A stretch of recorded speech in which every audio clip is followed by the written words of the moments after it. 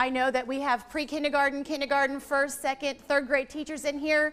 So what I'm going to talk to you about today in relation to phonological awareness is going to validate what you already know and hopefully give you a few extra tools that you can use with your students in your classrooms and with your children in your daycare centers and early childhood settings. Looking in your packet of materials, if you would please, we are going to use everything in this packet of materials throughout the training. You have 2 sets of cards on rings. You are going to hear me refer to these green cards as kindergarten cards. I'm only calling them kindergarten cards because that's what we've called them for the last 12 years, ever since the Teacher Reading Academies.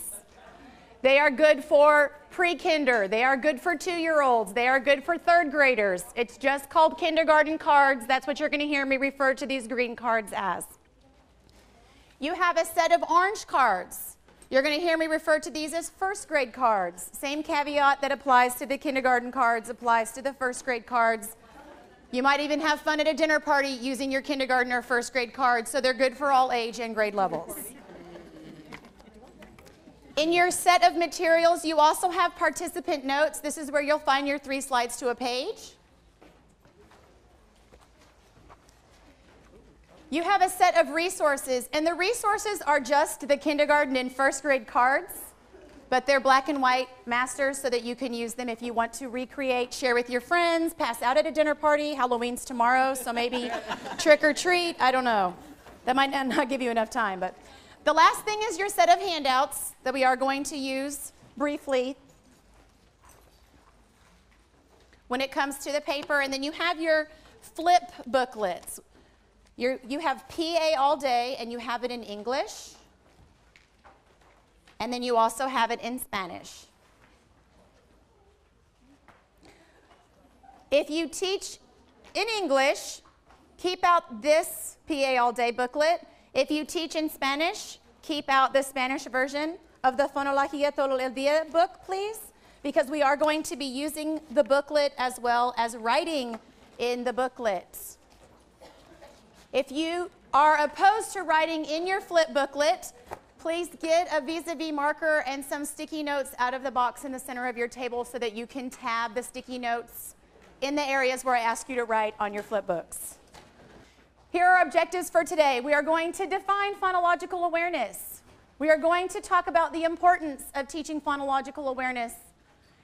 We're going to review some instructional activities to help students develop their awareness with phonology. We're going to examine a few ways to enhance the lessons that we are currently teaching related to phonological awareness. And we're going to quickly practice some of the activities that you have in front of you today. And I say quickly because in general, when I have 3 or more hours to do this training, I like to take the cards and actually sit and practice with a friend, but I'm going to ask you to please sit and practice with a friend back in your classroom, in your school, or during a planning meeting. We're not going to have that much time today, unfortunately. But we are going to practice as a whole group a couple of activities that I'm going to share with you.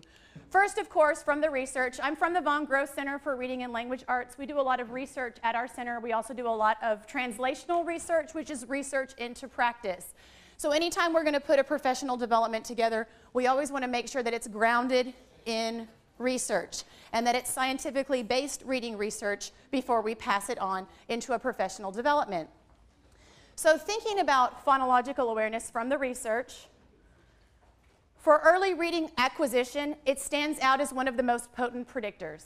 And I don't know if any of you have ever taught middle school or taught high school, but if you look at some of the middle school scores, in fact, we work with the district outside of Austin, and their 6th grade scores just came in for beginning of year about a month ago, and their 6th graders were struggling on phonological awareness.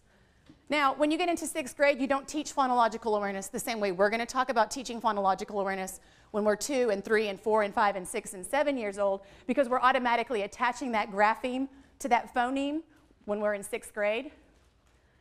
But I will tell you, there is plenty of research out there that shows that students who struggle with phonological awareness as early as pre-K struggle with phonological awareness all the way through their schooling and even in adulthood. This one article that I do have in your reference section, Flowers is the first author name, talks about students that they tested in first grade, in second grade, in third grade, all the way through eighth grade on a standardized measure of reading acquisition. And in first grade, phonological awareness accounted for 65% of the variance of their reading ability. So 65% of the first graders' reading ability was based on how well they were able to understand phonology. In eighth grade, those same students who were tested in first grade, they followed them all the way through and tested them again in eighth grade, 49% of their reading acquisition was based on phonological awareness. 49%. Down from 65, sure, from first grade. A lot of that went to vocabulary in the eighth grade. But 49%, almost half of the variance of an individually administered standardized test in eighth grade had to do with stuff that these kids either learned or didn't learn, but certainly should have learned when they were in the very, very early grades, pre-K, kinder, first, and second. We also want to talk about Louisa Motz's concept of reading as being the product of decoding and comprehending language. And you can see over here in this puzzle, I like the way that this puzzle looks because the decoding side of the puzzle deals with phonological awareness and phonics. The comprehension side deals with vocabulary and text comprehension, with fluency being the bridge between. You can see right here, without phonological awareness, the very beginning side of the decoding side of the puzzle will not be complete, and students will not be able to unlock or break the code to be able to even move or transition into the comprehending side of reading. So what is phonological awareness? It is the knowledge of the structure of oral language. Our language is built on sounds. Words are made up of individual sounds. Phrases are made up of individual words that are made up of individual sounds, etc. So understanding how that works and understanding that there is a level at which each of those sounds works together to create our language is what phonological awareness is. It's also called phonological awareness. We don't call it phonological mastery. Students at our age where we're teaching pre-kinder, kinder, first, second, third, we're not expecting them to master every single skill that's under the phonological awareness continuum. We want them to have exposure and we want them to have awareness and knowledge and understanding of those skills. We also, the third bullet here, it is the foundation for being able to decode words. If you think about the puzzle I just showed you, in order to get through that decoding side of the puzzle, you want to be aware of language before you start mapping those phonemes to those graphemes so that you can start reading words and decoding words in a fluent manner so you can start comprehending language and comprehending text. What is phonological awareness not? It is not the same as phonics. Anytime that you are doing phonological awareness, you do what I say, eyes closed, lights off. Anytime you put a letter to it, it's phonics, because you're mapping that phoneme to a grapheme. You're putting the orthography with the phonology. It's not linked to print, but it should be as soon as possible, and we're going to talk about that many times today. It's not only rhyming. And those of you who give TPRI, are you so happy with the new branching rules? Because now if your students are not developed on rhyming, you get to move to the next, yes? Because it used to be that if you weren't developed on rhyming, then you had to miss out on all of the other phonological awareness tasks. It's not only rhyming, and it's not only phonemic awareness. And when I was a teacher, I used to think that they were one and the same, that phonemic awareness and phonological awareness were the same thing. And now I know that that is not the case. Phonological awareness is the umbrella, and phonemic awareness is the high-end skill under that umbrella. And we'll talk about that more as well. And it's not only for kindergarten students. It's not only something that happens in a one-shot deal. It's something that can happen even in 4th and 5th grade as a warm-up skill or a warm-up activity. So why are we going to teach phonological awareness? And sometimes we shorten it to PA. Why are we going to teach PA? Why are we going to teach phonological awareness? Well, it's a strong predictor of future reading success, as we've already talked about. It helps ensure student success in literacy. And a lack of phonological awareness is a leading cause of reading disabilities. Without those skills in phonology, students have a hard time being able to break the code and decode words in order to read text. So most everyone in here agrees with all this research. I see a lot of people nodding. I see a lot of people who already have the understanding of all of the research behind phonological awareness. So we're going to move into how it's effectively taught. It's effectively taught in pre-kindergarten through first grade, although I have a 3-year-old, and I can tell you that we work on phonological awareness every single day. Because we talk, and we sing, and we rhyme, and we clap, and we sing songs, and we do all of the things that many of you probably do with your children or your grandchildren or your nieces or your nephews, which is what? Speak and sing and love language, appreciate language. We teach it in second and third grade as needed. There are still students in third grade who need phonological awareness instruction, but remember what I said at the very beginning. Sometimes if you're already mapping that grapheme to that phoneme, it's really hard to tease out that phonological awareness, and so it's mostly used as a quick warm-up activity. 10 to 15 minutes daily, and then in small groups of 4 to 6 students. Research also shows that whole group instruction of phonological awareness is not as effective. And that's because you have students in the back who I like to call fish out of water. They're doing that the whole time, like, let me hear you say ah, and they're like, but you can't hear them because they're very far away and they look like they're doing it, oh, very good. But when we have them in a small group, we see, yeah, that's just fish out of watering it, okay? So small group instruction. We also want to make sure that we're orally manipulating phonemes, syllables, words, that we're making kinesthetic and bodily connections. Sometimes students need that extra help with putting it to some sort of movement. And we want to focus on a few phoneme manipulations at a time. Not, okay, first we're going to manipulate, and then we're going to isolate, and then we're going to find the initial, and then final, and then medial. We want to focus on just a few phoneme manipulations at a time. And of course, we want to use our features of effective instruction. We want to set that instructional focus. What is it that we're doing? How are we going to do it? What is my expectation of you as a student? This is what we're going to be doing. We're going to teach skills sequentially, and we're going to scaffold for students. And we're going to talk a lot about scaffolding and how we can do that in phonological awareness very, very easily with students who are at all different levels. We want to make sure that we're explicit and that we model. We want to model good phonological awareness by making sure that our students are able to see our mouths when we're making the sounds. And that's going to be sort of hard in this room with all of you in the back, but I'm going to try my best. I put on my bright red lipstick. Hopefully some of it's still there. So I can model these sounds for you. We want to make sure that we keep a brisk pace, or as Anita Archer calls it, a perky pace. And the reason that we want to keep a perky pace is because 10 to 15 minutes per day does not mean 10 to 15 minutes in one sitting. That's why you have your PA all-day flip book. This is something that you can use whenever you're waiting in line at the restroom, or when your students are lining up and they're taking their sweet old time to line up. We can encourage them to line up faster by doing phonological awareness activities and keeping them engaged. And then, of course, multiple opportunities for students to practice. Students have to be able to make the sounds. They have to be able to say the sounds. They have to be able to say the words. They have to be able to speak the sentences. If we expect them to take what we're teaching them here and transfer it to print, they have to have multiple opportunities to be successful with the sound, word, phrase, sentence.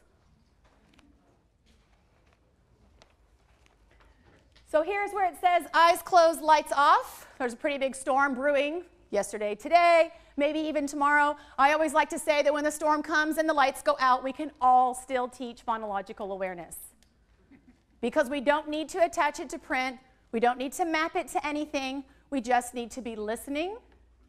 We need to be speaking. And we can, do that with eyes closed, lights off.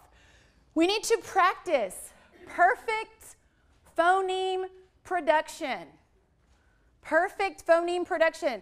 I'll tell you, I was in a first grade class once, and a teacher said to her students, tell me the word I'm saying. Fa, la, ta. And you know what the kids said?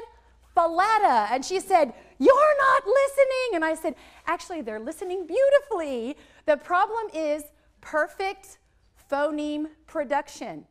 When you are making phonemes with your mouth and you are modeling for your students, they must be pure, they must be precise, they must be perfect. Now, people in 4th grade, 5th grade, on up through high school don't understand how hard it is to teach phonological awareness. Because producing perfect phonemes is not easy.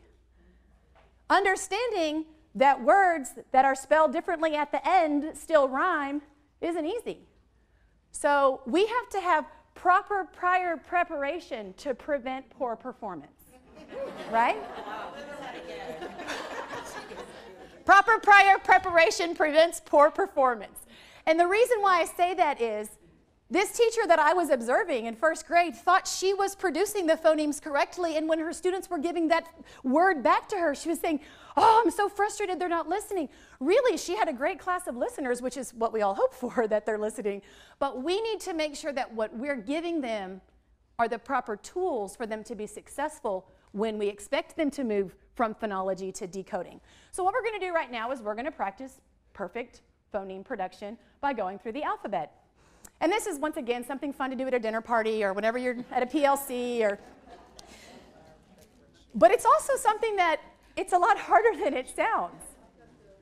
So we're going to go through it, and I want you to kind of work at your table because we have a big group of people, and kind of make sure that your partners are not only saying the phonemes, but they're producing them perfectly. Ready? And vowels are easy, so we'll start with A. A. Okay, A, A. Okay, so I'll say the letter A, and you'll say, I'm sorry, that was really bad, like not explicit and bad modeling. I will say the letter, and you will say the phoneme. Ready? A. B. Okay, right there. You all heard that schwa. You see right here where it says don't schwa that sound? When you say buh, then you're adding a schwa sound to b. And anytime you add a schwa sound to b, you are doing fa-lata. Okay? So cut off that schwa. You can have your students get their cutting tools and cut off that schwa sound. But anytime your mouth opens at the end of a consonant sound, you are creating another sound, which is a vowel sound, and it usually comes out as a schwa. Buh, duh, ka. Okay, and that's the way that some of our students, when they're playing on cell phones, that's the way that some of those sounds are produced. I know because I just downloaded an app, and I told my daughter, you're not allowed to play that app anymore because it is horrible. Because it's ba and ka and da, and it's supposed to be b and k and d. Okay, we keep the sounds close, and we keep them pure. We're trying to make those sounds big for our students, right? We want to say ka, da. So we need to get our students close to us so we can keep the sound pure and they're hearing it correctly. Okay, so let's try B again. Ready? B. Look at your friends too. You can tell them if they're schwang. You have friends at your table. That's better than me coming over and saying, stop schwang that B. Okay. Okay, so B, B, C. Okay, so C is pretty easy. It's just k. D. Now D is harder. Very good. Way to keep it in there. D, D. E. And you're like, thank goodness we're at a vowel. Vowels are easy. E, E, F. And we love those continuous sounds too, don't we? Because we say, although the app that I was talking about downloaded said pho, and I was like, oh, please. Like we need more trouble with that sound, okay? G. Okay, G is very hard. It's here in the throat, so that was very awesome. Let's do it one more time. G. H. Very good. Don't say huh, just it's so easy. I is a vowel. Easy, right? I. J. Very good. J is hard. We don't want to say j, and it's a kind of a hard thing too. J. We keep it in like G. G, j. Keep it in close. K. You're like, thank goodness we're back at a regular. K. What comes after K? L. Continuous sound. M. N. Vowel O. And we're like, yay, we love that part of the alphabet, even though our kids think it's one letter, you know, LMNO. But for us, it's like, oh, good continuous sounds and a vowel. Okay, P. Awesome. Not one person in here said pa. Oh, yeah, I can tell you guys are educators and you're in the trenches because you all said p. Awesome. Q. Okay, Q is a little bit harder, and we always teach Q with you, so we say Q. Very good. If you did Q by yourself, it would be like, whoo, and then kids are like, what are you doing? That's not even a real sound. So exactly how you all did it was perfect. After Q goes R, continuous sound. S, T. Okay, awesome. Nobody said T. U, vowel. V, continuous sound. W. W is hard. Very nice. By the way, I did this training with the administrators. Sorry, I'm on video. I shouldn't say this, but y'all are doing really well. Sorry, administrators that are in the room. X. Okay, and X is hard because it actually has two phonemes, right? X, x, x, but you all said it right. Wow. I'm done here. Okay, just kidding. Y. Y is very hard. Be careful. Keep it close, like J and G. Keep it close. Y, y, y. It's not Y. When you say Y and your mouth opens, right? So we say Y, Y. And Z, continuous sound. Plus, continuous sounds are fun, especially when you're talking about and because they're nasal sounds. And what kids love to do is you teach them that it's a nasal sound and the sound comes out their noses and they're like, oh, that's gross. And then they say and then you have them pinch their noses and the sound just stops and they're like, what just happened? Without your nasal sound coming out your nose, you can't make the or the sound. So we're just going to do it for fun. We're going to say and then we're going to pinch our noses. Ready? 1, 2, 3. Now, if it's funny in a room full of grown-ups, you know it's hilarious in a room full of 6-year-olds, right? Y'all know that's right? Okay. We want to make sure that we know that blends are not one sound. We don't teach our students that blends make one sound. If it's the BL blend, then it says B-oo because it says boo. Okay? And to make sure that we're very cognizant of that. Mistake that I made when I was teaching is like, oh yeah, it's a blend. You blend it together. It makes one sound. No. Separate phonemes blended together so they each maintain their own sound. And then long vowel sounds are one sound. So A says, A. E says, E. I says, I. O says, O. U says, U. Ooh, or? Ooh, very good. Awesome. A+ for this group. We're going to get done early. Just kidding. Okay. So phonological awareness skills that students should develop. This is the phonological awareness continuum. All of these skills over here are the phonological awareness continuum. And you will see that rhyme and alliteration are in the same box because the researchers say rhyme is more difficult than alliteration. No, alliteration is more difficult than rhyme. That's why you always see them in the same box. You can be your own judge and jury. I'm not going to argue with all of these researchers who know they're right. What I will say is that rhyme and alliteration are the easiest skills. Then you move on to sentence segmentation. She's over there not even agreeing with me right now. Syllables are next. Onset rhyme and phonemes. The reason why she doesn't agree with me is because there is research to show that if students don't learn how to rhyme in the way that we talk about rhyme, by age 5, they don't formally learn how to rhyme in the same way that we talk about rhyming. They learn how to onset rhyme and use word families, but they don't know how to rhyme. And of course you don't know whenever they're grown-ups, except for I do because I have a sister named Jocelyn who doesn't know how to rhyme. And she has a daughter who's in, I guess she's in the 4th grade now, but when she's in first grade, she had her daughter call me on the phone. She's like, Abigail's supposed to be making rhyming words, and she has all these words and they don't rhyme. Can you please talk to her? So I get on the phone, just give me the phone, give the phone to Abigail. Abigail, what are your words? Bear, hair, share, care, there. Those are her words. Are they rhyming words? Early childhood people, are they rhyming words? Yes. Why did my sister, who's an engineer, not think they rhyme?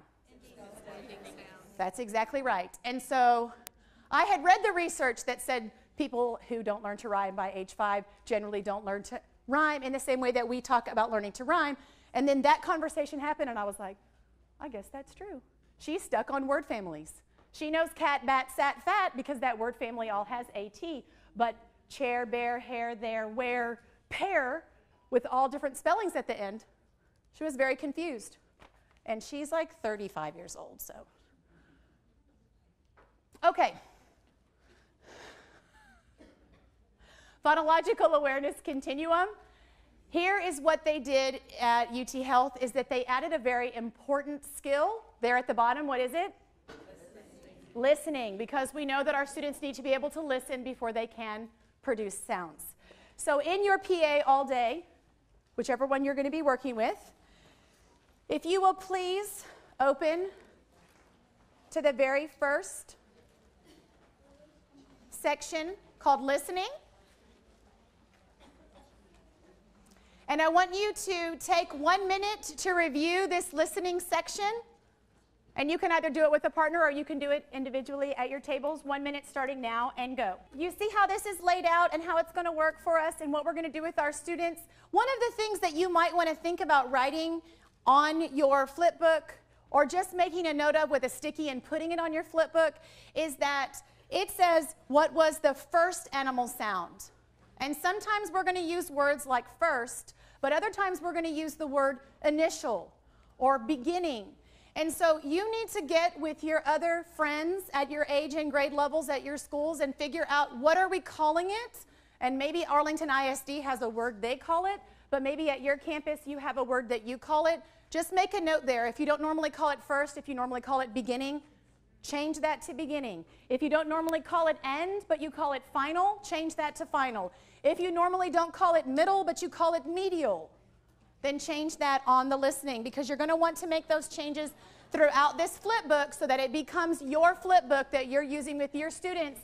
And when my students are in pre-kindergarten and I send them to kindergarten, I want that language to be the exact same. So when you say, what's the beginning sound? And they say, what do you mean beginning sound? Well, what did you call it in pre-K? Well, we called it initial sound, or we called it first sound.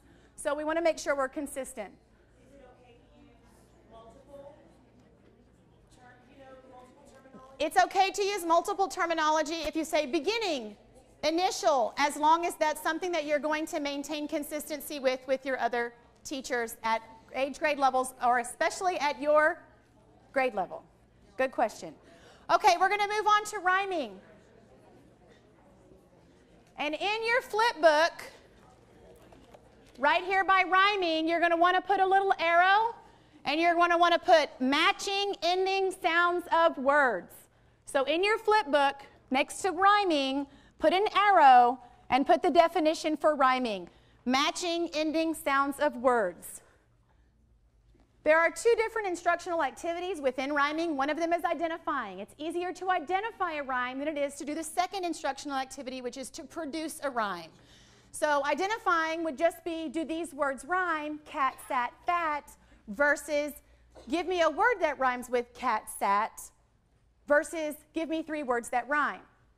So within rhyming itself, with just 2 instructional activities, we can scaffold for our students. So if we are doing a whole group warm-up, I might say, okay, I know I have a struggling student over here, so I will say, do these 2 words rhyme? Up, pup. Over here, I might have a student who is very advanced, and I might just say, give me 4 words that rhyme. So we can think about ways that we can scaffold within rhyming. One of the activities that we can do with production is to ask students, can you rhyme? And we're going to give them a phrase, and we are going to emphasize the word that they are going to rhyme with, and then we are going to leave them with a blank, such as this. A cat wearing a hat. Y'all can say it loud, say it proud. A mouse that lives in a House. A moose with a tooth that is Loose. And I'm showing you these after we're doing them, because if I show you while we're doing them, then what is this kind of lesson turning into? Phonics, exactly, because we're looking for the bolded word, and we're going to try to match it with something that has the same onset rhyme, and we don't want to do that. A pig that is dancing a Chicken. A bear, oh, sorry, some kittens wearing Mittens. a bear with short brown Hair. Okay, and I think that you also have this activity in handout 1. If you want to look for your handouts and find handout 1. And at the very bottom, you can come up with your own phrases or sentences for can you rhyme. While you are looking, we will finish our last column. A bug crawled under the rug. A goat that is sailing a boat. A duck that is driving a truck. We drive far in our car. Hold the candle by the Handle. Smell the rose with your Nose. Awesome. Okay, and In your kindergarten cards, so remember that's just our green cards. They can be used for all age grade levels. The English rhyming game is called Catch a Rhyme. The Spanish rhyming game, is anyone faster than me? Is called, say it loud. Lanzando rimas. Awesome. So there are 2 in here, 1 for English and 1 for Spanish. And then in your first grade cards, you have Humpty Dumpty. So if you want to be writing these down and taking a note or putting a sticky note, find Humpty Dumpty in your first grade cards, put a sticky note, or maybe not.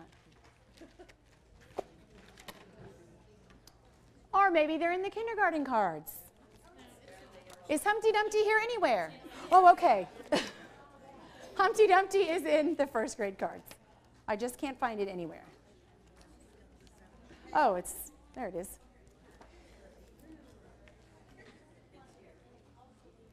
And I obviously know that you don't need me to do this with you because you can very easily take these cards back and figure out what phonological awareness skill maps to these cards. I'm just going through them with you so that in case you're in a hurry and you want to find very quickly what is rhyming, you will know I have my orange cards and it's Humpty Dumpty.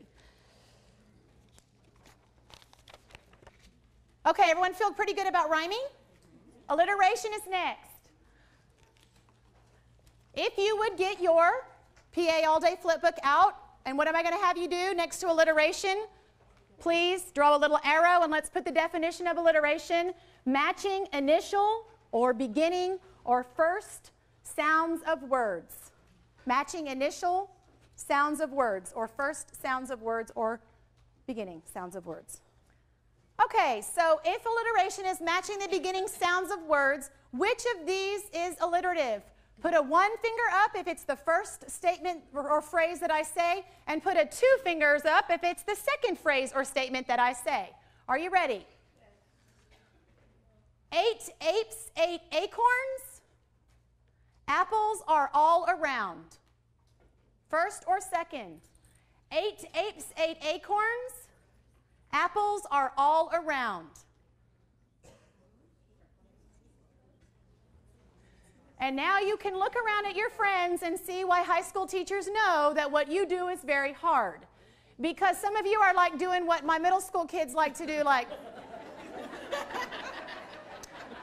or this little number. You don't know if it's 1 or if it's 2. Okay, 8 apes ate acorns is alliterative because every word in that phrase began with the long A sound. But what your mind is doing is spelling everything out because you are so advanced and you are such an advanced learner, which is why proper prior preparation prevents poor performance. Because when you get that teacher's edition out and you haven't practiced what it is that you're going to say and you see 8 apes, 8 acorns and you think this book has lost its ever-loving mind and now I've got to write my own lesson plan, okay? Or my own lesson. Sorry, I know you write your own lesson plans. So thinking about alliteration and beginning sounds. Why did some of you think, why were some of you doing this? Apples are all around, all begin with A. But do they all have the same initial sound? Okay, we have apples, R, which is an R-controlled vowel sound that definitely distorts the A. All, L definitely is going to distort the A. Around, okay, and that's actually a 2-syllable word, so you have kind of a schwa on the part because the accent is on the second syllable. So, wow. Your brain is definitely advanced, ready. You can decode, you can comprehend, but we've got to bring it down for students who are just learning how to be phonologically aware. So what are some activities that we can do? We can identify, we can produce. One of the things that students love to do is to make an alliterative self. And so you can just cut out a little empty, head, body thing, and the students have to work to create their own alliterative self. For example, my name is Jennifer, so I could be Jumping Joyous Jennifer.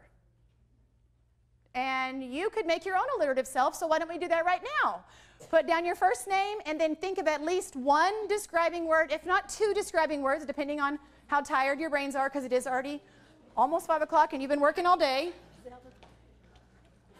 Really good questions and really good conversation. If your name is Shelley, Shelly, then you have to come up with alliterative words that start with the sh sound, because it's a digraph and it's one sound and it's sh, or it's ch, or it's f. Those are not blends, those are digraphs, and those are different. So definitely you have to have sh, Shelly. So what did you come up with, Shelly? She came up with Shooter Shelly. She was more like making a Western over here. Okay, so her alliterative self is Shooter Shelly. I saw Manic Marie, which made me laugh because that was the table I was kind of picking on earlier. Linda decided to make herself a little statement here. I have to pull it up off the paper, I'm sorry, because it's adorable. Lovely Linda likes lollipops. So I can tell we have a first grade teacher in our midst, because after we make our alliterative selves, then we alliterate something that our alliterative selves are going to be doing, and that is very wonderful. So identifying alliterations is the easier skill. Producing alliterations is the more difficult skill. Once again, thinking about how you're going to scaffold for your students in your classroom. If students just can identify versus having to produce, that's going to take some of the cognitive load off. So for our students who are advanced and ready to move on and came in phonologically aware, we say, give me an alliteration that has 4 words in it, all beginning with mm.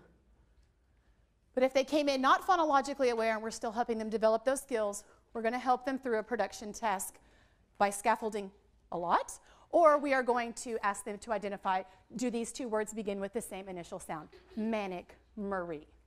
Now remember, sometimes our students are going to need mirrors. Speaking of Manic Marie, mirrors, in order to see their mouths making the same shape and looking the same as your mouths look when you are producing those phonemes. So hopefully that's something that either you have in your classroom or that you have access to, because even when I'm doing this training, and I've done this training well over 100 times, when I practice doing this training, I look in the mirror to make sure that when I'm saying that I look like how I would like for my participants or my students to look when they're saying And sometimes that can get pretty tricky with some of the sounds that we have in the English language. So alliteration, and you have already written the definition in your PA All Day booklet. So in our cards, see if I can do this right this time, with our green cards, which we're calling our kindergarten cards, describe it,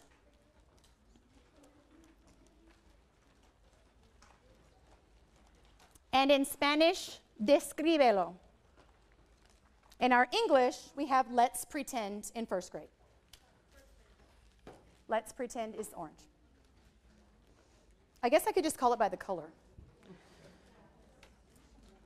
So there are 3 total, one English and 1 Spanish in the green, and 1 English in the orange. In the green, it's describe it and descríbelo, and in the orange, it's let's pretend. And I would like for you to take about 30 seconds to share your alliterative self with your neighbors. And 1, 2, 3, share. Sentence segmentation. Sentence segmentation is understanding that sentences are composed of words. So far we've been talking about words and wordplay and rhyming and alliteration. Now we're actually going to start talking about sentences and how they are composed of spoken words. We can count words in a spoken sentence with our students, or we can orally delete words from a sentence until 1 word is left, and then we can say all gone. So the easier task is counting, and this is definitely something that you can do bodily kinesthetic, getting up and stomping for the number of words and counting and holding up a finger at the same time. It's pretty tricky to do. If you want to say the girl plays with red toys, how many words was that in 1 sentence? 6 words. Okay, so our students can get up, we can stomp around the room, we can, once again, how many words are in this sentence, or you tell me how many words are in this sentence and you don't give them any scaffolds and you let them stomp it out. So thinking about just within that very easy task, how you can scaffold up or scaffold back depending on what your students need for support. I heard some of you not wanting to write in here. That's fine. Just make sure you're doing it on a sticky, because we want to make sure that whenever we're asking students to do any of these tasks, that we're reminding them what these tasks are. So in your sentence segmentation tab in your PA All Day book, just please write what it says here. Sentence segmentation, understanding that sentences are composed of separate words. Okay, and for those of you in the back, sorry if this is hard to see, but I went ahead and the sentence that I just gave you, the girl plays with red toys, we're going to work a little bit with that sentence. So I'm going to say the sentence and I'm going to have you echo the sentence. The sentence is, the girl plays with red toys. Echo? The girl plays with red toys. All right, now I am going to delete the final word in that sentence, and we're going to work our phrase backwards until we're only down to one word. Are you ready? Let's say that sentence one more time. Say it loud, say it proud, and I'm going to touch the sticky notes when you are saying the words in that sentence. The girl plays with red toys. Now right here I'm giving you a scaffold. Sticky notes, or you can use pocket charts with just index cards. So easy breezy. I wish I had invented these things. But thinking about how students who need this, you're giving it to them, and students who don't need it are not going to suffer from looking at you touch these sticky notes as you are counting up the words with the students. So now I'm going to delete the final sound, the final word. What's the final word in this sentence? Toys. Awesome, toys. So I'm taking off toys, and now I'm going to tell you what's left. The girl plays with red. Your turn. You're going to delete the final word. What is this word?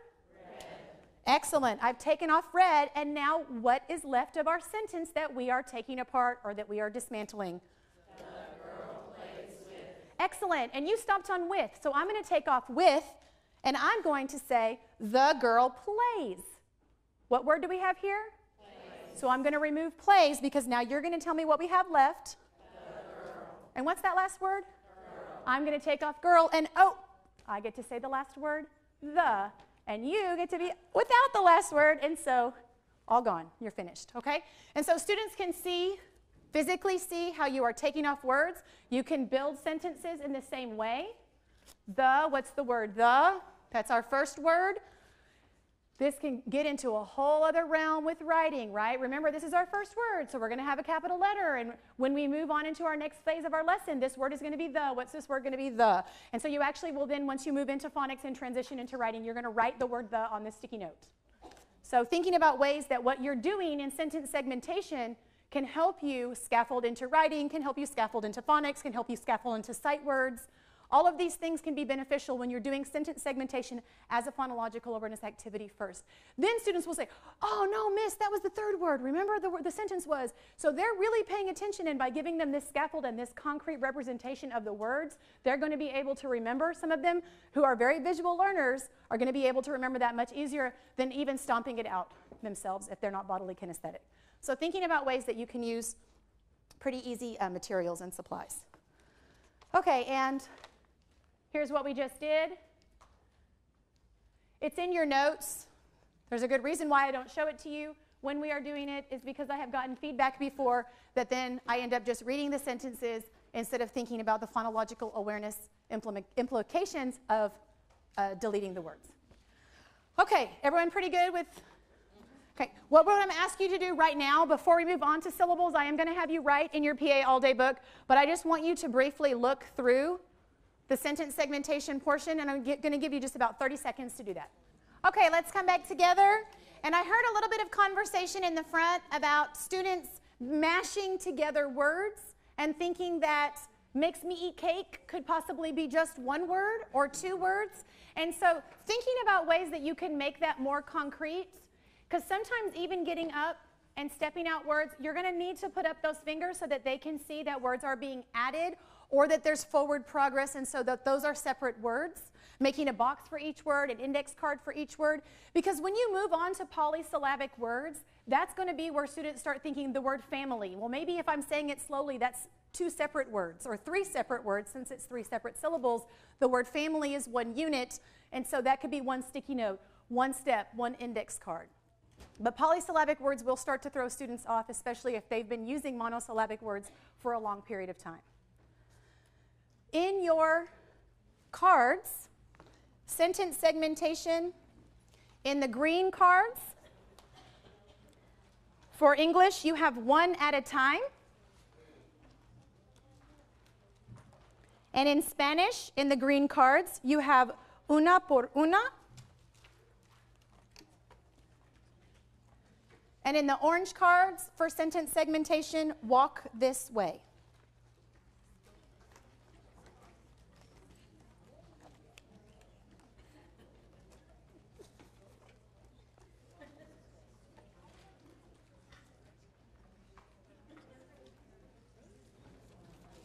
Okay, so moving on to syllables and syllable level work. In your PA all-day flip book, if you would please get this out. And next to syllable blending, you are going to say, putting syllables together to form words. Blending or putting together syllables to form words. And next to segmentation, where it says syllable blending and segmentation, segmenting or pulling apart or breaking apart words into syllables. And what is a syllable? Above the word syllable, you might want to put smaller sound or word chunk, word part.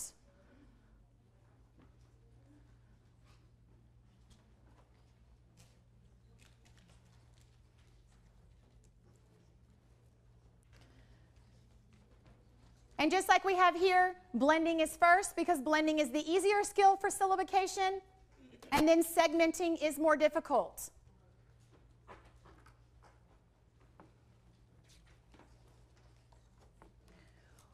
When teaching syllabication or teaching syllables, we want to start out with words that are very easy for students to manipulate, and polysyllabic words that students have an easy time manipulating are compound words. So we want to start out with doghouse, cupcake, baseball, where there are actually two separate words that students are being asked to pull apart before we start moving into words that are more difficult to manipulate. It's also a lot of fun for your students to use their names. So using students' names is a great way to think about syllabication. We can have students clap out the syllables. We can have students stomp out the syllables. Again, we can use our Post-it notes and we can show the concrete representation of the syllables with our students. So, how many syllables are there in the word doghouse? Two. Let me give you the syllables in this word, and I want you to tell me the word. Are you ready? The first syllable is dog, and the second syllable is house. Dog, house. Put it together. Doghouse. Anna. How many syllables are in Anna? Or, I'm going to give you the first syllable and second. Okay, so you see, there are different ways to approach it. You can ask them how many. You can have them put them together. You can say the word is doghouse. What are the syllables that you hear in doghouse? How many syllables do you hear in doghouse? Get your two hands ready. What's the first syllable? What's the second syllable?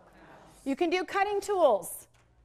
Okay, if you have your cutting board, get your cutting board ready. Get your cutting tool ready. Are you ready? The word is banana. What's the word? Say it loud, say it proud. Banana. And now we're going to cut that word banana into syllables. Are you ready? And go. Banana. Banana. How many syllables did we cut with banana? 3. What was the first syllable? What was the second syllable? What was the third syllable? Okay, so we can either have our students, depending on what age they are, of course, we can have them counting this way as they're cutting. We can just have them cut, and we can go back and have a conversation about how many cuts they made. But we can have our cutting tool and our cutting board and our cutting tool. Yellow. How many syllables are in yellow? 2. What are they? Yellow. Put them together and make a whole word. Yellow. Say it like a real word. Yellow. Okay, so different ways that you want students to be able to pull apart, put together. Joshua. How many syllables? Let's cut that name Joshua up. Get your cutting board and get your cutting tool and let's cut his name up. Are you ready? What's the word? Joshua. What's the word? Joshua. Now let's cut it up. Are you ready? Go. Joshua.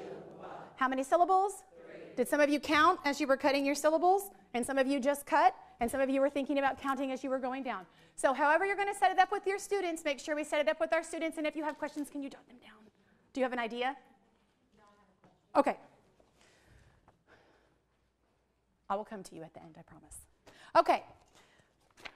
So we want to manipulate syllables. So thinking about manipulating syllables, we have doghouse. What's the word? Doghouse. What's the first syllable in doghouse? Dog. What's the second syllable in doghouse? House. Put them together. What's the word? Doghouse. Say it without dog. House. Say it without house.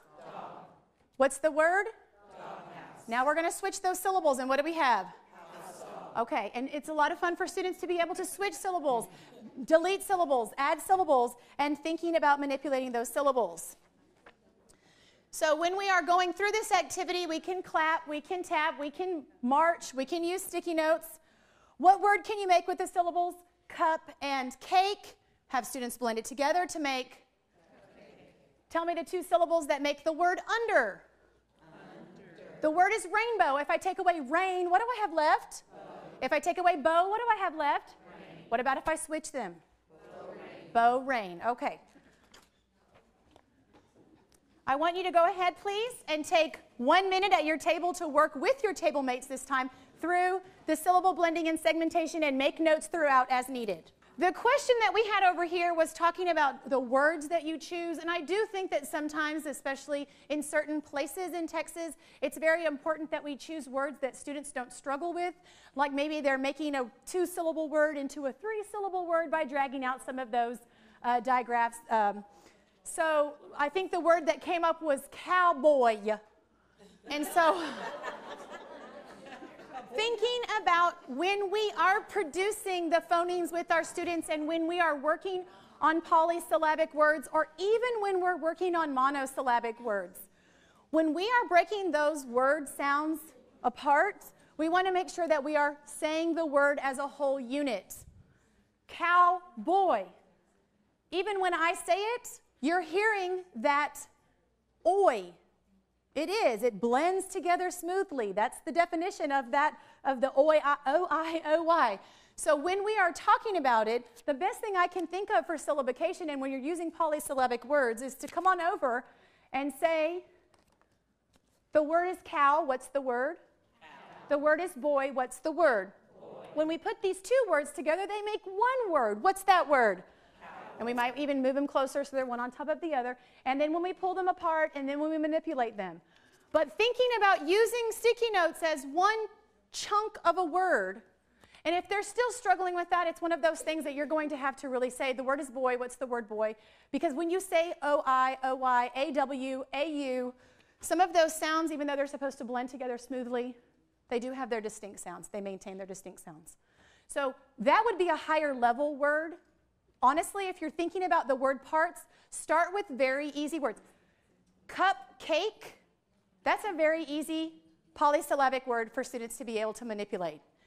Cowboy is a much more difficult word.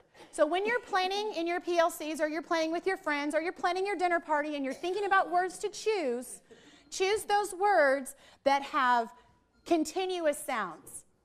Choose those words that have short vowel, long vowel.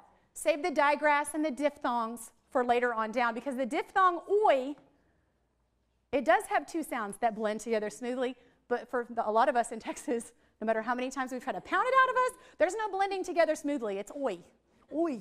Okay, so great question and great things to think about when you are doing your syllabication.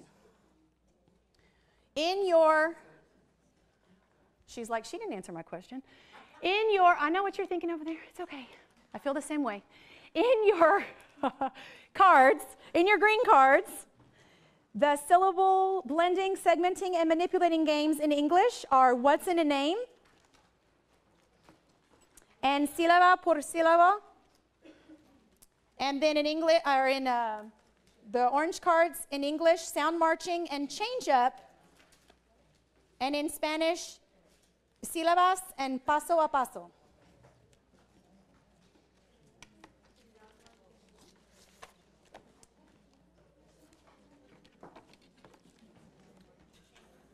Okay. And moving on to, I'm going backwards, that's not helping. Onset rhyme. Are you ready for onset rhyme? Yes. All right. Blending of onset rhymes to make words. Now, rhyme, you'll see the word rhyme spelled R-I-M-E. You're probably the only audience of people that knows that that is the correct way to spell rhyme when we are talking about onset rhyme. So when you are working with your students and we're talking about onset, what are we talking about? The initial consonant or cluster of consonants that comes before the vowel. When we are talking about rhyme spelled R-I-M-E, we are talking about the vowel and everything that happens after the vowel. Okay. So in your onset and rhyme section of your PA All Day booklet, you're going to want to go ahead and write onset is the initial consonant or consonant cluster. Rhyme is the vowel and consonants following the onset.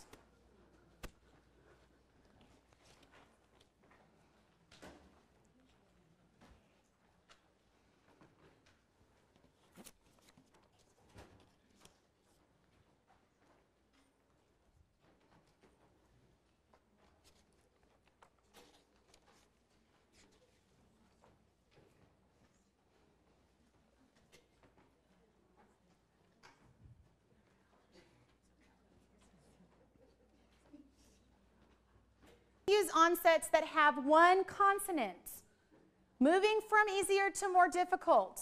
So starting with one consonant, like exampled here on the slide, all, and then moving on to a consonant blend, for example, small, sm, all.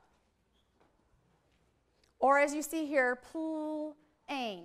So thinking about ways that you can scaffold for students, starting with a single consonant is much easier than stir and putting a blend at the beginning as the onset before the rhyme. In order to help me to talk about some lovely things that can happen in the classroom with our students, I'm going to need some volunteers. Let's see, someone who doesn't have anything, who's not putting their heads down. Okay. Sorry, but you look like it might be easy for you to get out of your chair. Now you really wish you hadn't sat in the front. Do you mind coming up here? Okay. You can put that down. And no offense to her, but she's going to be the rhyme old. What rhyme is she going to be? Say it loud, say it proud. Old. She's the rhyme old. Now, we all know what that looks like in our minds, but imagine that she is in kindergarten and she's going to be the rhyme old. It's a lot happier when you're in kindergarten to be the rhyme old than when you are not in kindergarten anymore. Do you mind coming up here, please? She's going to be k. What's her name? She's going to be k. What's her name? Now, k is going to stand here, and old is going to stand here. And what word do we have? Old. What word do we have? Old. Now, I'm going to take off the k. And I'm going to put on What am I going to put on? I'm taking off k. And I'm putting on What's her name? And I'm going to put her together with and now I have a new word that says okay. Students love to play this game because now she knows she's, and she knows she's, and she knows she's, and we can have what else? Sorry. We can have, could you mind being for me, please? We have, what's her name? And all day long, she'll be, when her friends are like, hey, come sit by me at lunch, because she is, and she is, and together they are. Now, what are we teaching our students right here? We're not just talking onset rhyme. What else are we doing? Word families, and we're thinking about whenever we move on to that other kind of rhyming that happens whenever we're reading and decoding text. I can even do, what's her name? And what's her name? And I can put her right here. Ooh. And what do we have now? Okay, and then if you think about those people, not for these kids here, but for those kids there, what else are we teaching?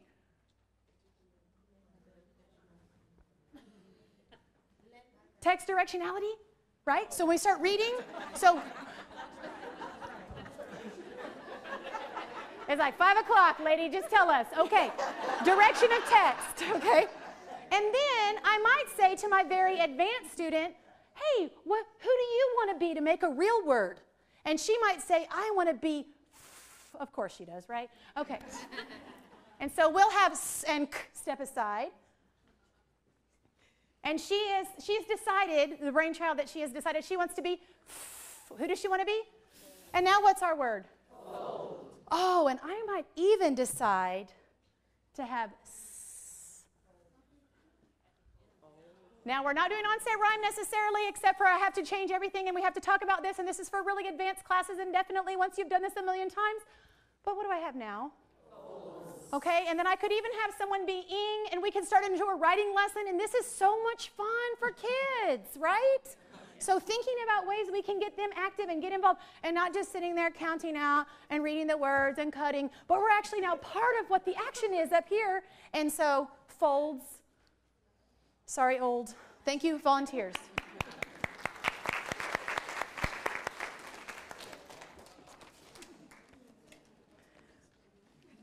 Okay, so word detectives, it's the same kind of thing, and you can do this with your students either standing up here or if you're just going to orally manipulate.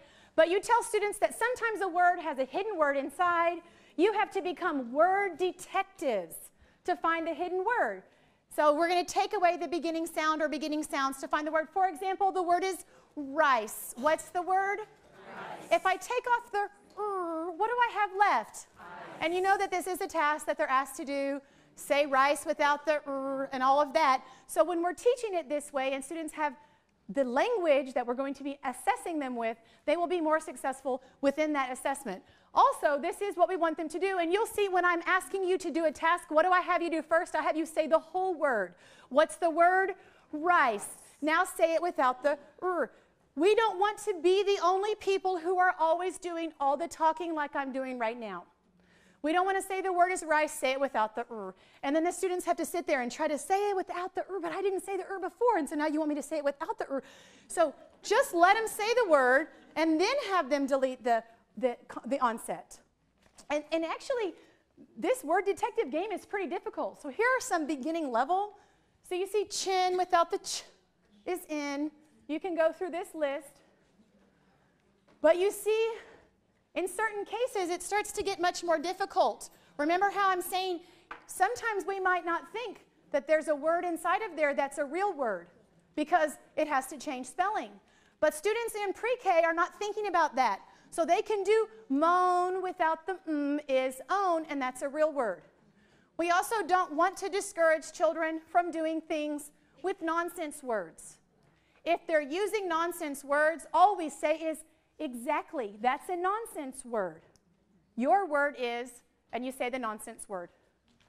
Nonsense word in phonological awareness and nonsense word reading has been tied to promised and successful literacy acquisition. So if you say, give me a word that rhymes with cat, bat, fat, and they give you a nonsense word, very good. That does rhyme with cat, sat, fat, and you can even follow up with saying, that's a nonsense word, or that's not a real word, but that is a rhyming word. They even get higher level. Look at some of these words inside of words.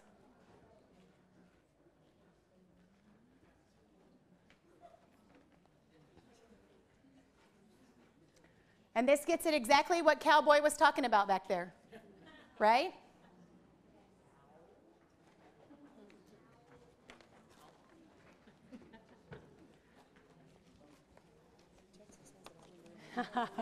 Someone up here said Texas has its own language. That is the case. Okay, in your cards, very quickly, because we're going to move on to phonemic awareness. In your cards here,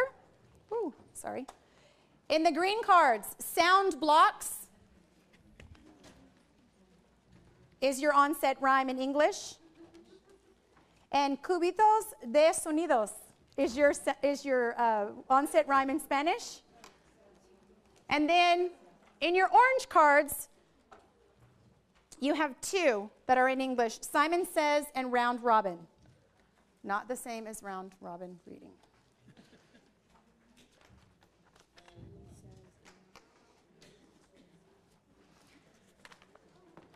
Okay, does everybody feel pretty good? We're doing really well on time. Do you want some time to go into here for your onset rhyme, or do you want me just to power on ahead? I love it. Powering on ahead to our greatest, most difficult, yet biggest bang for our buck phonological awareness task, phonemic awareness. What are phonemes? They are the smallest units of spoken sound in our language. Our language is very difficult because how many letters are in the alphabet? 26. Yet, those 26 letters work together to represent 44 different sounds, with more than 44 different spellings of 44 different sounds. So, our language is orthographically very dense. So, phonologically, we need to make sure that our students are successful with these 44 sounds before we start moving them into the print that maps to those 44 sounds. They are represented in written words as a single letter or as a combination of letters. And you'll remember when we were talking about alliteration, this came up with sh. How many letters work together to make the sound sh? 2. What are they? When we put them together, they say one sound, which is sh. So we need to teach our students how to say sh, so that when we ask them to read sh, once we are transitioning them with phonics into looking at S and H and knowing that it says sh, that they've made this sound many, many, many times before. I say this because my mother's first language was Czech. She didn't speak a lick of English till she was in the 4th grade. She could not say like thick. And she gets confused with digraphs all the time because she still says Chicago, even though we have been lovingly correcting her for a really long time because of the language that she grew up speaking. And I don't know if in Arlington ISD you have any English language learners, but the more opportunity these children have to say shh and ch, chair, ch, chair, shh, share, the more opportunities they have to say these words and say these sounds before we ask them to read these words and read these sounds, the more successful they will be at saying and reading these sounds. No, really funny story. My granny told my sister to go inside and get 10 loaf of bread once. I love my granny. But she was also Czechoslovakian. She only spoke Czech. And so her English was a little bit sketchy. And so my sister's inside the store forever. And I go inside, the same sister, by the way, I was talking about earlier. I should really stop talking about her. Her ears are probably burning. And I see her on the ground at the grocery, leaning back and counting out 8, pulling them out. 9. And I said, Jocelyn, what are you doing? She said, she wants 10 loaf of bread. I said, yes. And she speaks Czech, so 10 means thin. Just get a thin loaf and let's get out of here. And that is a true story. So thinking about what our students know and how we can scaffold their learning and scaffold their understanding for success, this is where that's going to happen, is phonemic awareness. Sound mapping and sound teaching and making sure they're seeing shh, and they see it and they look in the mirror and they're making the sound shh. It's very easy if you grew up speaking this language. It's also very hard if you grew up speaking this language to be able to read this language, right? We have some students like that. So thinking about if you know a whole separate language where the orthography is very transparent. If every single sound maps to every single sound when you're reading and then you try to speak English, that's very difficult. So this is a very easy example with phonemes. T, mat. First phoneme, second phoneme, third phoneme, t. But that's easy. It gets much more difficult, right? So let's just practice for fun. I think I can click there? Yes. This is just for fun. You're not going to do this with your first graders, just come in on day 1 and say how many phonemes are in these words, but it's a lot of fun to do in a group like this. How many phonemes are in these words? And don't look at your slides because that's not as much fun. The word is zip. What's the word? Zip. How many phonemes? 3. What are they? Zip. Okay, I heard some flying on the zip. 3, zip. Say it like a whole word?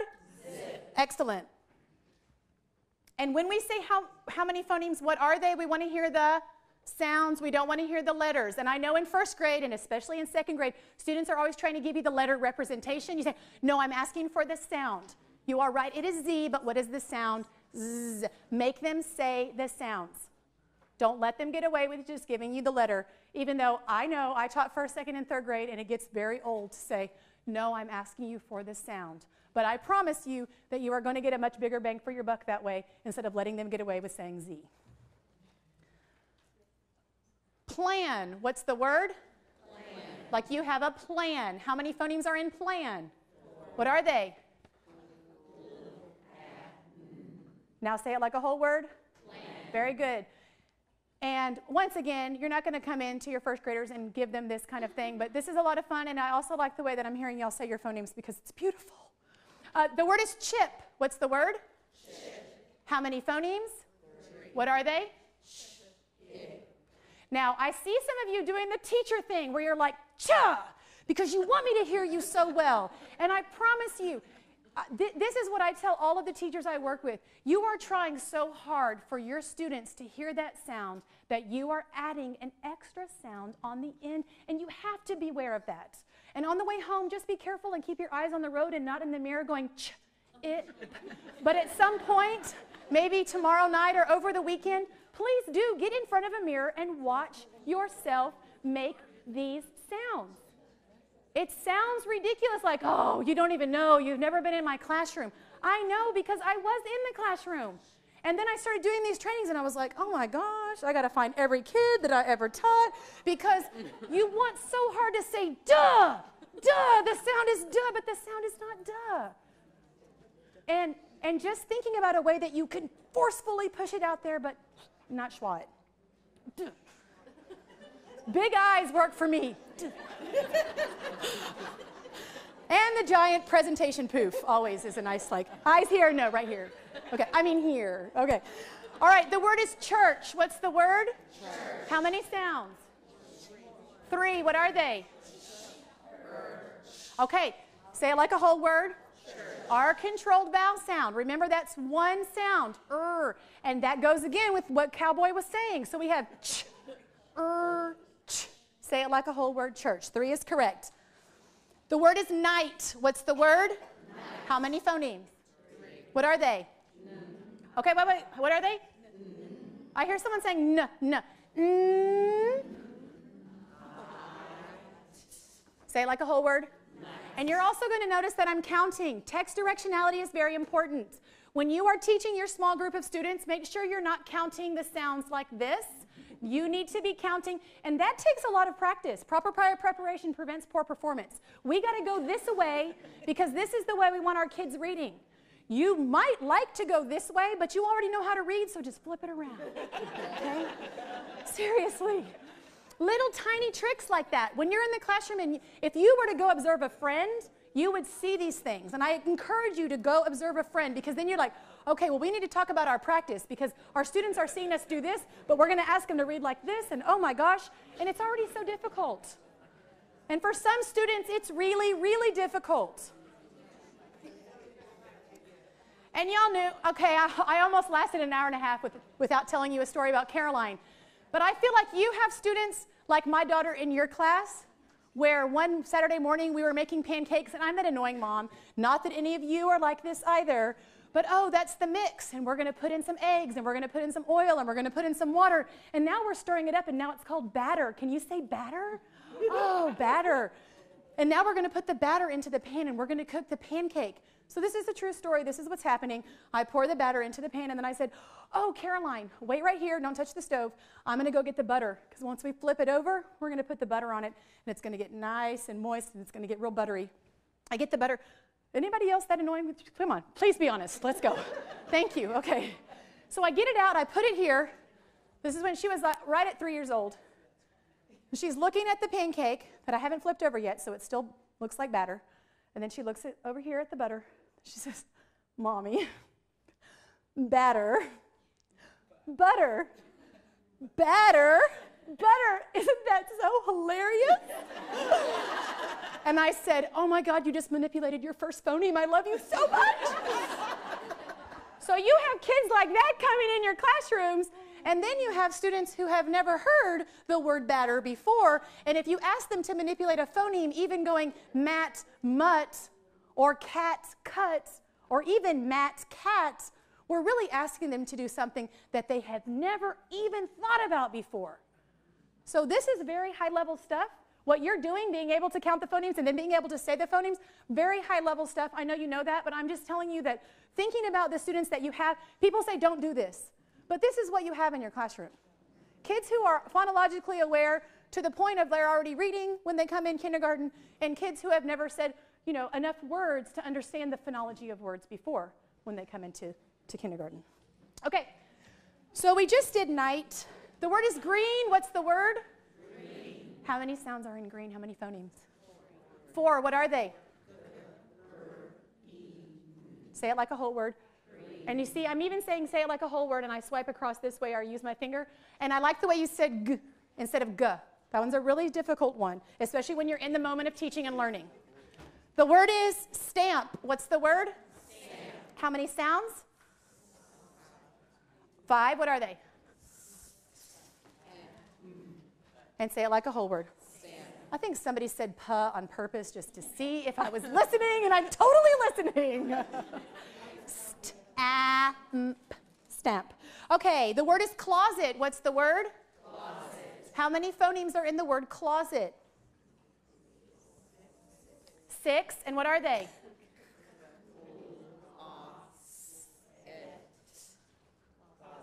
And when you say closet, what does that S sound like? When we're talking as adults, what does the S sound like? Zzz. Don't dumb that down for children and make it a S. They don't need to know how to spell the word. They just need to know how to sound out the word. Z-et. Because in the word closet, the S has a Z sound. You need to make it sound the way that it sounds, even though you know it's spelled the way it's spelled, okay?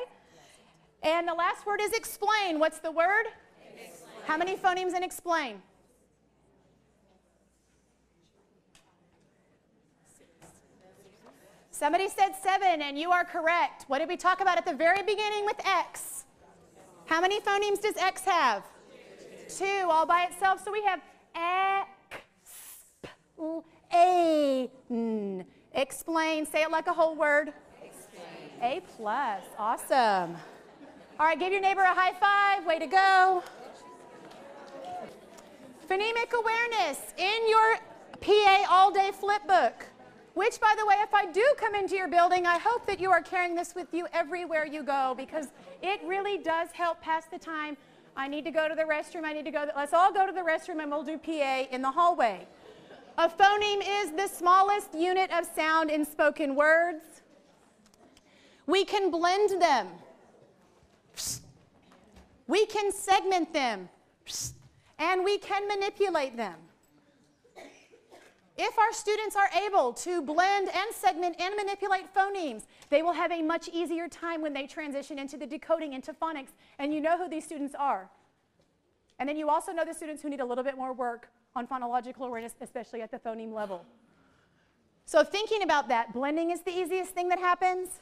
Segmenting is the next difficult thing that happens. And manipulating is the most difficult thing that happens. We also want to think about systematic instruction. 2 phoneme words, at, up, are much easier to manipulate, to blend, to segment than words with more phonemes. Pretty simplistic, but when you're thinking about the words that are in your lesson plan or in your teacher's edition, you may have to add more words, because these words may be too complex for some of your students or may be too simple for other students. One consonant sound, of course, is easier than consonant blends. And then those continuous sounds that we did at the very, s, those are much easier to use than those stop sounds. And that's when you think about the word map, is a continuous sound. Any vowel, is a continuous sound. And then p is a stop sound. So if I'm going to use, my cutting board is now my blending board, or I might use my head and shoulders and stomach, whatever I'm going to do, I might do ap. And you see how that transitions very nicely into speaking, because students are able to blend that ap stop sound, or ap stop sound at the end of the word, as opposed to saying Pam, which is p, and then I have to pick up with the So thinking about all of those things when you're teaching, see, this is why this is one of the most difficult things to teach, because there are so many different things to think about, so many different skills that you as a teacher have to have in order to translate this into what your students are able to do. All right, so when we are thinking about blending sounds to make words, there is an example of nonsense word up here, but we can think men. Many of you I know have used Elkonin boxes, or say it, move it. The boxes where you have just 3 boxes, and we pull tiles or tabs or buttons, no letters at this point. We have them up here, and we pull them down when we say the sound we're pulling it down. We're pulling it down. we're pulling it down. You also have something called Say It, Move It, and these are in your handouts. I'm not going to ask you to find them. Just make a note that they're in your handouts, where you would say, now say it like a whole word, map, map. When you transition into your phonics lesson, then you already have this all ready to go. You just take off those buttons and you put in the letter tiles. And now, what sound are we hearing when we say We're hearing the sound that M makes. Find the M and pull it down. So you see how that's a nice transition into your phonics lesson. I'm sorry, but I just really love sticky notes. You can't go wrong with sticky notes because, let's stick with map. We have, what sounds do we have in map? Now I want to take off the and I want to put on a k. What do I have? K, app. Okay, and so you saw, it's the same color. Like, lady, what are you doing? What I'm doing is visually manipulating the sounds for students who need this. This can also be really important if you want to maintain, especially when you get into medial sounds because they're very difficult, to maintain that medial sound. So you can use a different color sticky note. And this is going to change, and this is going to change, but this is going to stay the same. And if I change this out for a different medial sound, then I'm going to get a different color sticky, because medial sounds are very difficult for students. That's why we teach those last. Because we do teach initial, and then final, and then medial, and everyone in here is nodding, so you already know that, so I'm going to keep on going. Here's just an activity that you can do for initial sound when you want students to listen for the initial sound. You can do yes, no, like cards. You can do thumbs up, thumbs down. Do you all know about pinch cards? Perhaps, yes, where you have just a piece of paper and it says yes, no, and on the other side it says yes, no, and then students can pinch, and they can pinch. If you don't know pinch cards, stay after and we can talk about them some more because they're very lovely. Or you have an instructional specialist you can absolutely ask because they know about pinch cards because we've been talking about them for a while.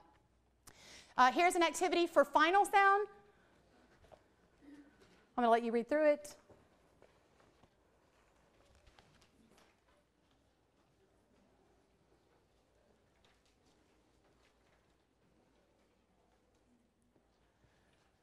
Okay, that's right. Pair ends with a different sound from light or gate, and then any good teacher in this room is going to say, what sound do you hear at the end of light and gate? So students will say t. And what sound do you hear at the end of pair? And they will say air. Very good. They might say air. They might say Okay, and then for the medial sound, listen carefully for the vowel sound in the middle of each of these words or in the medial position in each of these words, depending on how you're going to say it. And that's right, bed, let, and pen all have the eh sound. Segmenting phonemes, the word is make. What's the word? Make. How many sounds are in the word make? Let's do it together. We have and we have a, and we have, and let's say it like a whole word, make. And we had 3 sounds. This is also a really great activity. Remember how I had old up here earlier for onset rhyme? Giving students their own phonemes and having them come up and represent their own phonemes. If you're talking about segmenting phonemes into sounds, that is a great way to get students up here. The word is cup. I shouldn't have chosen cup. First graders love C-U-P. You know they do. It's really funny every single time. But we could go back to make, and we could have a, k, and we could have them separate out. And as we're still moving away, we're still maintaining our sounds. I'm still and she's still a, and she's still k. Some of y'all are still laughing about that. I didn't even do that on purpose. Excellent. Writing it in. Okay. Identifying the sounds in words. Fish. What are the sounds you hear in fish? Fish. Okay.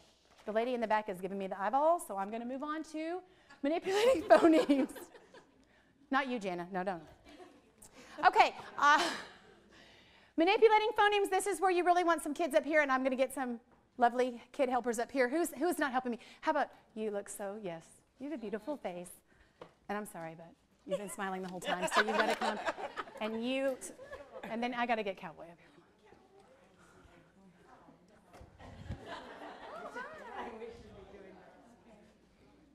So we're going to get a little complicated here with phonemes. And so she's going to be shh. Who is she? Who is she? Y'all, it's hard. This is like the hardest thing to teach. Who is she? She is shh. And then, yeah, okay. We got to be careful with certain sounds, right? She's going to be, no, she's not going to be, she's going to be A. She's going to be P. Okay, so we have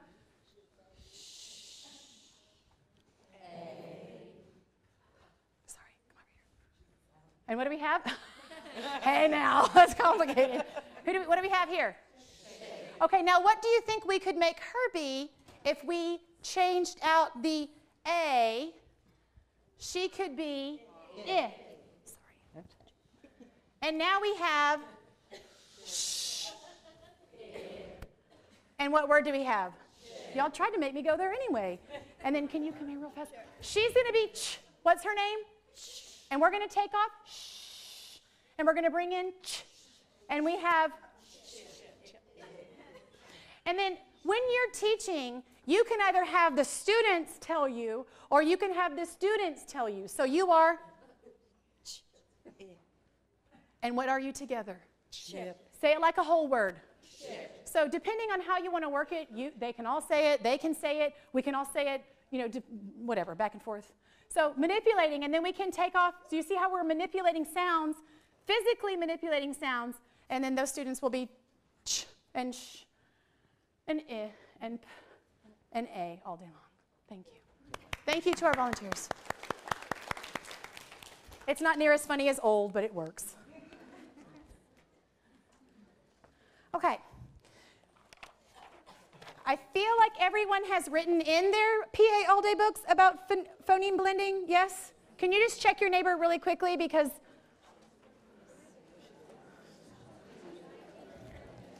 English language learners and phonological awareness. We need to make sure that we're practicing, multiple opportunities to practice and respond. The more times you can practice saying the sounds, the more the sounds will become much easier for you to make, and then when you transition into reading, much easier. Start with sounds that are common to both languages. Always want to set them up for success with English language learners and with struggling learners by starting with what they already know. Make sure that we explicitly teach sounds that are specific and unique to English. And we need to make sure that we are blending and segmenting at the phoneme level. If we are teaching phonological awareness in Spanish, we need to bring it down to the phoneme level, because when they transition into English, they are going to need to blend and segment and manipulate at the phoneme level. We're not going to wait for proficiency in English before we're going to work on phonological awareness skills. And of course, as always, we're going to identify any students that might need further support. In our handouts, you don't need to get them out, but I am just going to, if you want to make a note on the slide, that there are some beautiful handouts in here, and one of them is called Elements of Effective Instruction Related to Phonological Awareness. We are going to move from skills that are easier to skills that are more difficult. We are going to be systematic in that way. We're also going to scaffold. Within the same lesson, we can scaffold for students who are struggling and scaffold for students who need more advanced learning. We're going to use a variety of activities and lessons, and hopefully between the PA all-day flipbooks and your cards on rings and some of the fun activities and ideas that we've talked about today, you have some new ways that you can go back and be reinvigorated with phonological awareness activities and lessons. Model, model, model. You are the model for your students, for your children. However you speak is how they will speak. So perfect phoneme production, and make sure that you're assessing their skills in PA often. Again, thank you so much. Be safe driving home because it's treacherous outside, and have a great day. Thank you so much.